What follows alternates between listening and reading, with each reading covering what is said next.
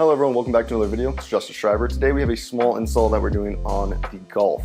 This is one that I've been wanting to do for a while. I already had some on here, but I wanted to get clear versions of these because I think they look better. But today we're installing sequential turn signal mirrors, mirror turn signal thingies. I'll explain it better, but let's get into the intro and then we'll get to disassembly.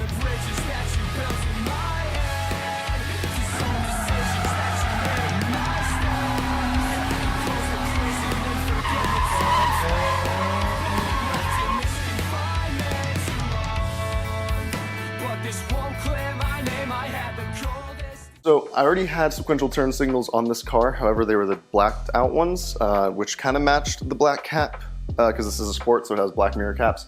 But I didn't really like it, to be honest, and I do like how the factory turn signals on the mirrors look. I like that clear look. So I decided to go with these, which are the sequential ones I already had, however they are just clear. So we're going to take this mirror cap off. I'll show you guys how to do that. It's super easy on these cars compared to other vehicles that I've had to do turn signal mirrors on. On my Mk7, I had to basically disassemble the entire mirror. On the Mk7s, it's not too bad. You don't even have to take the glass out. So I'll show you guys how to do all that. We'll get this mirror cap off, and then there's two T10s that go into here that hold this light down, and then it kind of swivels out. And we'll show you how to do that. Again, these are just some cheapies that I got off, I want to say Amazon, to be honest. They're the exact same manufacturer as the last ones I had, and they were fine. So we're gonna pop this mirror off real quick. We'll set the camera up and show you guys how to do that, and then we'll get into the install. All right, so to begin, I'm gonna push the mirror down here just slightly so it gives us access to the two tabs that hold this guy on. I'm gonna go grab a pick and I'll show you guys what I'm gonna use to do this. So this is the pick I like to use. Let's see if it can actually autofocus here. It is just a small, kind of like a 90, but it isn't a 90. It's got kind of a weird up and then over one. And I'll show you on the car where we're gonna put that. So if we have our mirror tilted down here just slightly, there's a tab right here, tab right there, and there's gonna be an identical one right down there. This one's harder to see on camera, or at least to show you, but you can see it once you tilt the mirror down. So you're gonna push down on those and then pull the cap forward, which I will demonstrate now. And it's the same on both sides. So you're gonna do this twice basically. But simply push down on it. Try not to break them, they are fragile. And then pop one. Get in there, pop the other, and then it just pops off. Now, if you have never had your mirror cap off, that may be a bit more challenging, but it literally just slides off. There's two tabs here on the bottom, one here and then one here. And then it just literally locks into the turn signal right here underneath. And then you have those two tabs, like I said, that you just released, those locking tabs under here. And then it just pops off, and then you have access to pretty much everything you need to do. So again, I'm gonna do a quick close-up for you guys so you guys can get a better view of this. But here is the mirror without the cap on it. You have one connector here, which is super easy. There's a release tab on the connector right there. Sorry that this camera sucks at focusing. But then you simply push that in, and the connector comes out. Super easy. And then there's a T10 here, and the T10 here. I know there's been other videos on this that have obviously stated this before, but do not drop those T10s as they are, if they fall down into the mirror base, or the base of the mirror, like this part, a lot more involved to get that off. So let me grab this T10, we'll pop this guy off. So I like to use a 1/4 inch on this with an extension. You can do this however you please, but I find this combination works absolutely splendidly. However you want to do it, just remember these are T10s, they are tiny, do not over torque them, do not strip them, because it's going into plastic, and that would suck. So, super easy. These guys are not tight at all. Again, you don't want to drop these, so kind of just loosen them, and then get ready to use some finger strength to get them out without dropping them. There's one. You can see what I was saying when they're super tiny. They're insanely small. So that's one. We'll grab the other one real quick. And then I'll show you how to get this guy out. All right, so if this is your first time doing this, these are gonna be a little stuck in here, but they kind of lift up in the front. And also if you want, there is So there's an indicator on the side you actually look at. There's a little notch. I'll show you on the new one so you know what I'm talking about. You don't want to just rip and tear these out, otherwise you'll damage them. There's this little indicator, kind of plastic bit that protrudes from the assembly.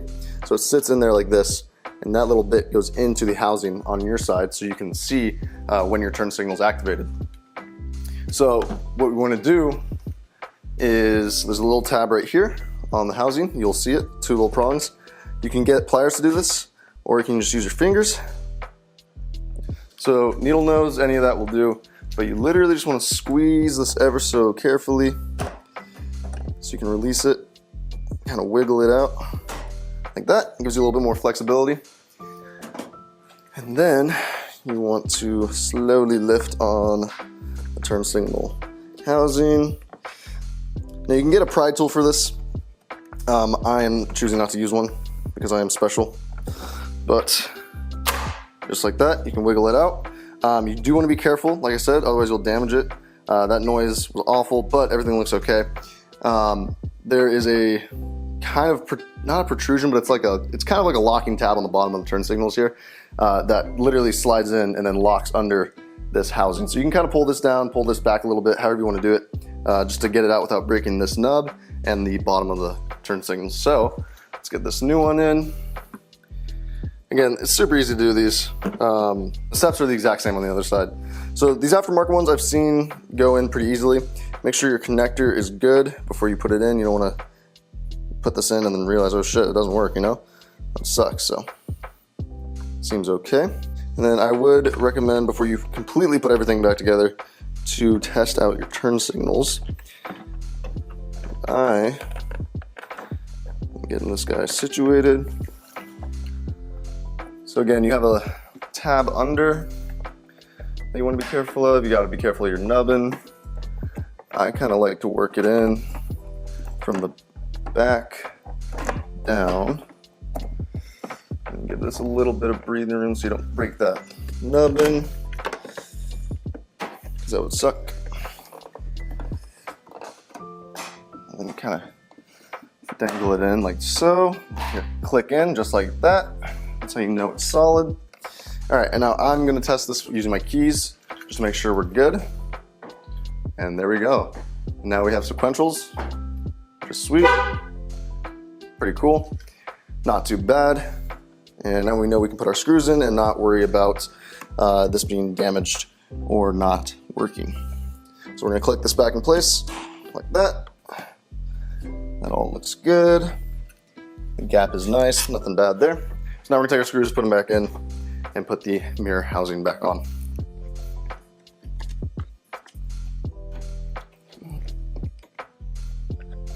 And once again, I just want to reiterate this because it is kind of important to know, do not over torque these screws.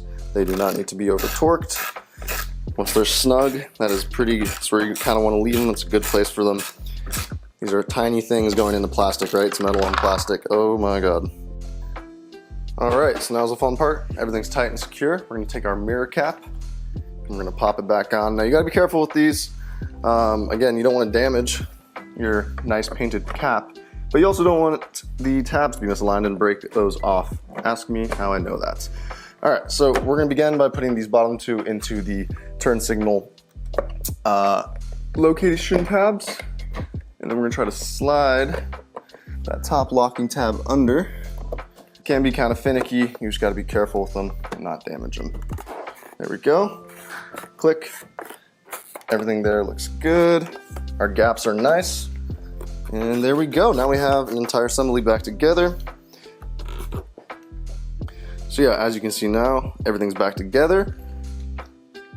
Once again, now we have sequentials. Lock it back up, looks good. And this is just compared to the other side here, which is all stock. Just a single flash. But now we have sequentials, and it's a little bit brighter too, which is kind of nice. See if we can get you a direct comparison here.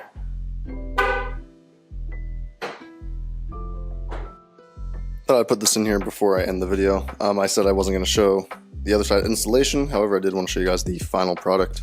So this is with the hazards on. You can kind of see it's just a nice smooth line all the way out.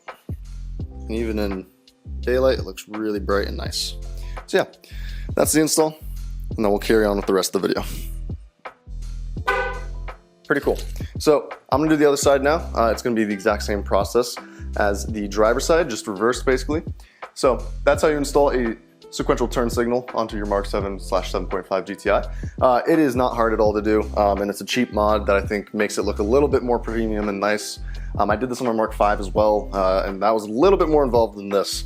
So yeah, just a quick video on the Golf today. If you guys have any further questions, comments, let me know. If you have any concerns about this or want to know long term of how these lights last, also let me know.